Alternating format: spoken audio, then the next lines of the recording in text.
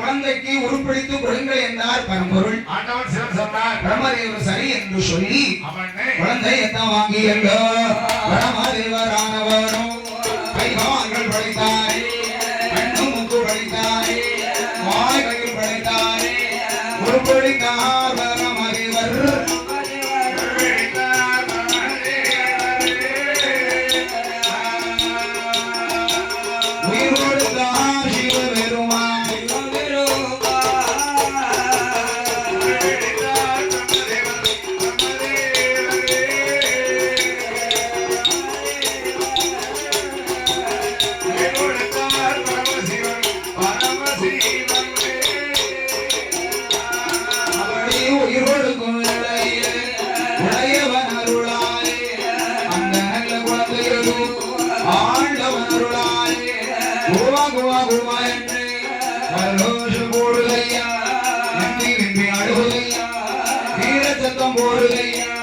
கைய கால சைத்தல்ல கைய கால கலரி சத்தம் ஓடுதையா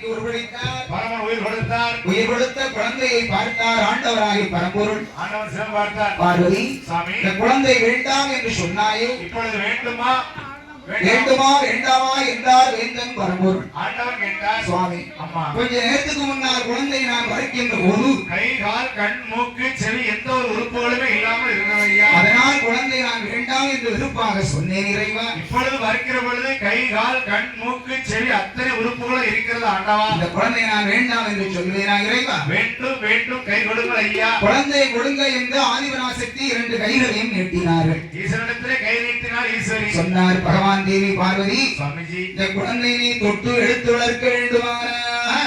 என்ன ஐயா மறுபிறவி எடுக்க வேண்டும் எடுக்க வேண்டும்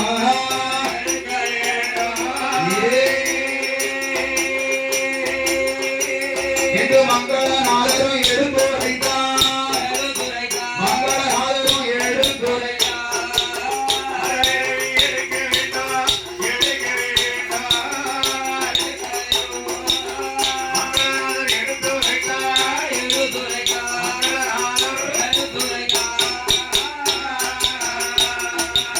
பாரதிய பார்த்தல்லவோ பகவான் சொன்னவோ பார்த்தாள பாரதியா பகவானி வரம்பொருள் இந்த குழந்தையத்தான் எடுத்து வளர்ப்பதற்கு மழலையை எடுப்பதற்கு மழலையை அருவிரவி எடுக்க நின்றார்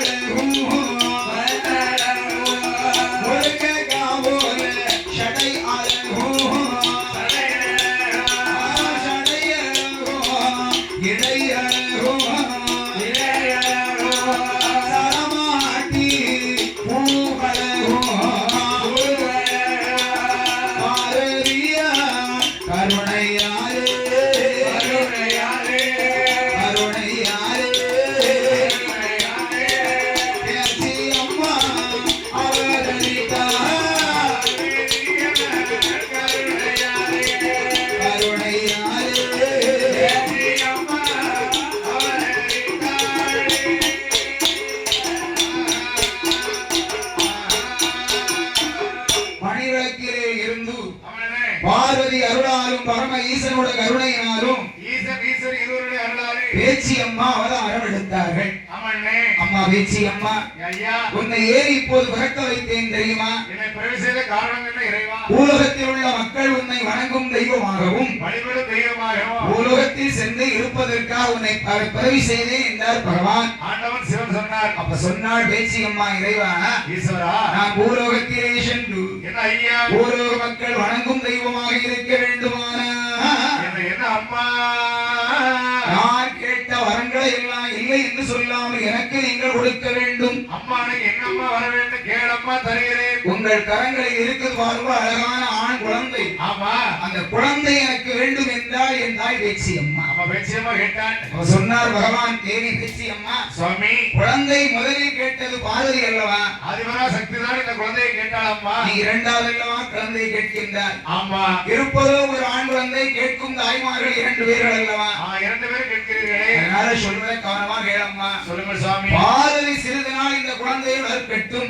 பார்வதி பக்கத்திலே பாலகர் இருக்கட்டும். ஒரு நாள் இந்த குழந்தை உன்னை தேடி வருவான். அன்றைக்கு இந்த குழந்தையை நீ வளர்த்துக் கொள்ளலாம் அம்மா. அதுவரைக்கும் நீ எங்க இருக்க வேண்டும் தெரியுமா பேச்சி அம்மா? அதுவரைக்கும் எங்க சுவாமி இருக்க வேண்டும்? உலோகம் தன்னதில உங்களுடைய நகரான இறைவன கரங்களிலே பேச்சி போய் இருக்க வேண்டும் என்று சொல்லி சொல்லுவோம்.